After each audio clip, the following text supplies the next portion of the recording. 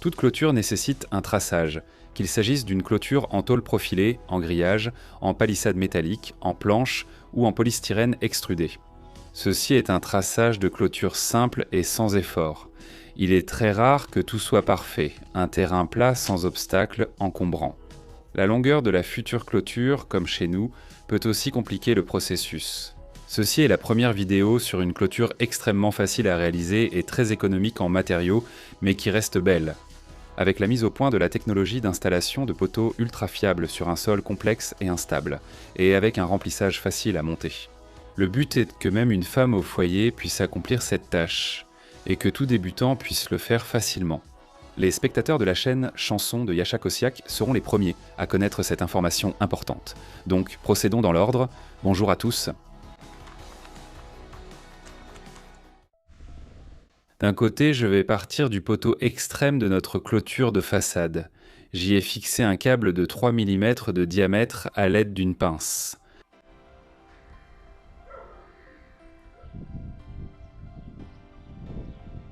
De l'autre côté, sur le poteau qui a été choisi comme poteau d'angle, j'ai réussi à fixer un morceau de tube profilé avec une poulie attachée. La poulie m'a permis d'obtenir une bonne tension du câble. Autant que possible, sur une distance impressionnante de 50 mètres, le câble, contrairement à différentes ficelles et cordes, ne s'étire pratiquement pas. Et c'est exactement ce dont j'ai besoin. Pour obtenir la longueur nécessaire, j'ai même dû raccorder le câble avec des serre-câbles. Ensuite, j'ai eu besoin d'un mousqueton et d'un fil à plomb. J'ai relié la ficelle du fil à plomb au mousqueton avec une simple boucle. Le mousqueton se déplace facilement le long du câble. La boucle permet de modifier rapidement et facilement la longueur de la ficelle du fil à plomb. Il suffit de tirer légèrement sur les deux fils en même temps. Sans intervention, le fil à plomb se fixe immédiatement à la hauteur souhaitée. Un morceau de fer à béton planté par les géomètres lors de la mesure du terrain voisin a miraculeusement coïncidé avec les limites de nos clôtures de façade. Le câble et le fil à plomb montrent clairement où passera la nouvelle clôture. C'est pourquoi j'ajuste légèrement la végétation du côté du voisin. C'est ma femme qui comptait tailler notre prunier. Donc j'ai simplement calé la branche rapidement. Je me suis aussi bien échauffé avec les branches de nos cerisiers. Ce travail assez physique est resté hors champ. Je m'assure qu'aucune branche ne touche le câble. Le fil à plomb montre rapidement que le premier poteau de l'ancienne clôture est vraiment penché, et il penche du côté du voisin. Quant au deuxième poteau, c'est encore plus flagrant. On continue. Quand nous avons acheté notre terrain en 2006, cette clôture était déjà là. D'après la légende, les anciens propriétaires du terrain voisin l'auraient érigée, sans raison connue, sans que ce soit en leur faveur. Finalement, la clôture est revenue à sa place légitime. J'ai même consulté le plan de notre terrain. D'un angle à l'autre, c'est une ligne droite. Bien sûr, ce sont des détails. Mais nous nous sommes déjà habitués à ces quelques parcelles de terre. Sans elles, l'espace derrière l'enclos paraîtra nettement plus étroit. On dirait que les anciens propriétaires du terrain voisin ont vraiment créé un vrai mystère.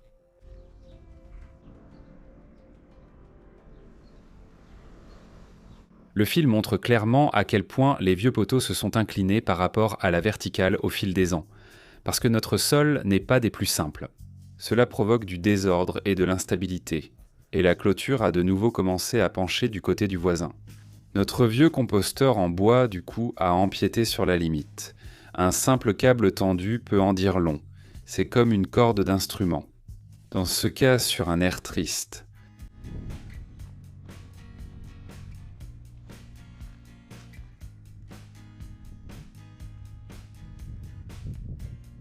Derrière le composteur, la clôture non plus ne comptait pas revenir.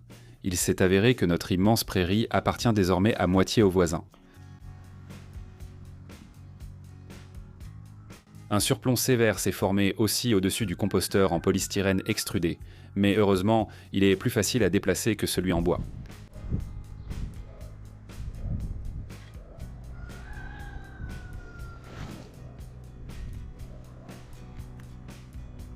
Quoi qu'on fasse, il empiète.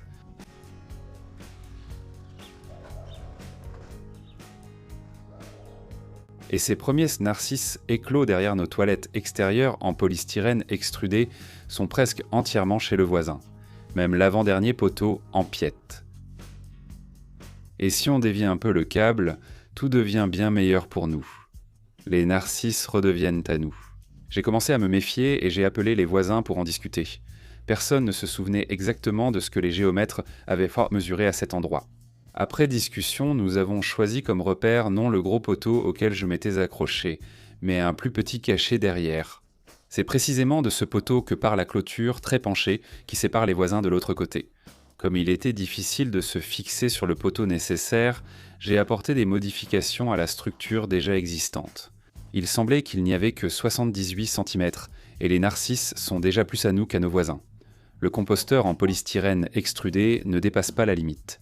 Si le câble tendu, comme une corde, produisait des sons, alors maintenant sa musique serait devenue plus joyeuse. Pour moi, en tout cas. La prairie géante appartient encore en partie aux voisins. Le composteur en bois a un coin exactement sur notre terrain et presque aussi l'autre. Si on rabote un peu, tout sera parfait. Mais sérieusement, il faudra de toute façon déplacer les composteurs et replanter les plantes. Comme premier poteau, on utilisera le poteau en briques de notre clôture de devant.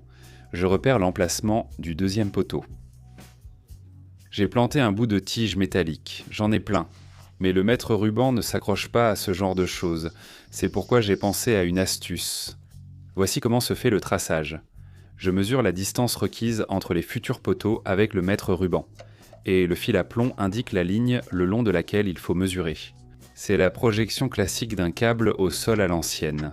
Tout serait beaucoup plus simple s'il était possible de tendre la ficelle juste au ras du sol. Mais pour cela, il faut d'abord démonter 50 mètres de l'ancienne clôture, déplacer les composteurs et replanter toutes les plantes. Cela signifie se lancer immédiatement dans une grande bataille. Le niveau laser ne sera pas utile non plus. Je veux travailler tranquillement, sans me presser. C'est pourquoi j'ai préféré cette méthode de marquage. Pour l'instant, sans démontage.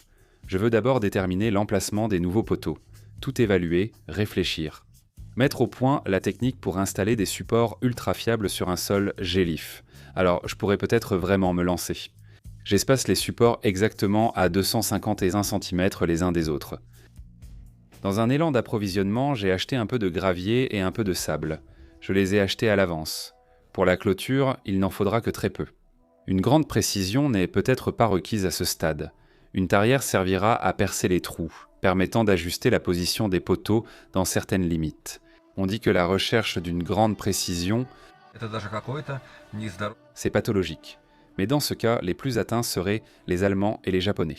Et en regardant nos constructions de jardin souvent de travers, on en vient à conclure que les plus sains d'esprit, ce sont nous, les gens post-soviétiques.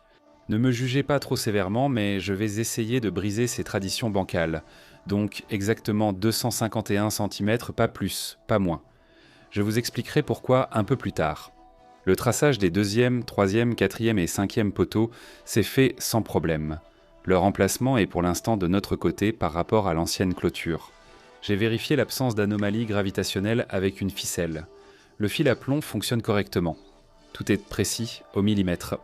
Ensuite, l'emplacement de certains poteaux tombe sur l'ancien emplacement de la clôture. Je laisse le fil à plomb exactement au-dessus de la tige du 5e poteau marqué. Et avec un marqueur, j'indique l'emplacement du mousqueton sur le câble. On n'a pas encore décidé exactement de quoi sera fait le remplissage de la future clôture. Peut-être que ce sera hybride. Mais toute clôture a besoin de poteaux solides. Je visse le serre-câble à l'endroit marqué. Avec une astuce, je fixe le mètre ruban sur le serre-câble. Il s'avère que si l'on passe la sangle du mètre à travers le câble et le boîtier du mètre, on obtient une autre astuce. Et le mètre ruban peut pendre sur le câble. Le ruban a tendance à s'affaisser. L'astuce avec le ruban isolant vient alors à la rescousse. Si je fabriquais des clôtures professionnellement, j'utiliserais un câble spécial marqué pour les poteaux, rendant le mètre ruban inutile. Seul le câble et le fil à plomb suffiraient, non. L'astuce de l'élastique sur la tige et la pince n'aurait pas non plus été utile.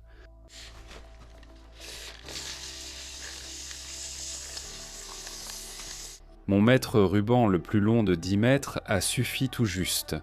Et après 10 mètres, rien n'empêche de planter à nouveau la tige. Au 10 mètres, j'ai ajouté encore 4 cm 10 mètres, 4 cm divisé par 4 donne les précieux. 251 cm, chouos. L'astuce avec le ruban isolant est éliminée. Ainsi pour l'instant, je saute les 6e, 7e et 8e poteaux, et je marque directement le 9e. La 9e tige est plantée dans le sol en s'orientant uniquement avec le fil à plomb. Le mousqueton, à ce moment-là, est placé sur la marque du câble. Le poteau suivant est tombé sur une cachette de ferraille que j'avais oubliée depuis longtemps. Comme disait Iosif Staline, la vie est devenue meilleure, la vie est devenue plus joyeuse. C'est vrai, pas besoin de vendre le métal. Honnêtement, la dernière fois que j'ai ramassé de la ferraille, c'était à l'école soviétique et c'était gratuit. J'ai choisi ce marquage de fainéant pour l'instant, sans démontage, afin d'avoir d'abord une base droite sur laquelle s'appuyer ensuite. Je veux d'abord installer les poteaux aux extrémités, et quelques-uns au milieu, qui diviseront les 50 mètres en sections plus petites.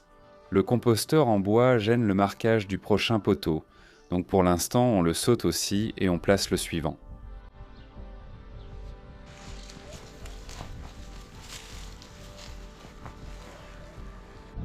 Je saute aussi le poteau derrière le composteur en polystyrène. Pour éviter de marcher accidentellement sur les tiges peu visibles, j'y enfile des morceaux découpés de mon matériau préféré. Ainsi, même au crépuscule, elles sont bien visibles. L'approvisionnement ne s'est pas arrêté et le soir, le métal pour les poteaux est arrivé. Le déchargement n'a pas été filmé. Le fer a été apporté par un autre voisin. Il détient la remorque la plus longue de notre région de Gomel, voire de toute la Biélorussie, et elle peut être tirée par une voiture. Sur cette remorque, des barres métalliques de 12 mètres peuvent être chargées sans problème, ce qui est très pratique. Dans la prochaine vidéo sur la clôture, je vais apprendre une technique pour installer des poteaux ultra fiables, nécessitant très peu d'efforts et très économiques en matériaux, sur un sol difficile, riche en argile et sujet au soulèvement, où il est très rare qu'un poteau puisse rester vertical. À l'aide d'un simple dispositif artisanal très bon marché, qui permet d'installer le poteau facilement et avec une grande précision. C'est pourquoi même une femme au foyer pourra accomplir cette tâche. Et nous, les bricoleurs, encore plus. Le temps n'aura aucun effet sur la verticalité de ces poteaux. Alors mettez un gros pouce en l'air, abonnez-vous à la chaîne Chanson de Yasha Koziak, abonnez-vous sur YouTube, au groupe VK, sur TikTok et Zen, tous les liens sont sous la vidéo. Appuyez aussi sur la cloche et ainsi vous serez bien informés. Que la paix règne dans le monde entier. Merci.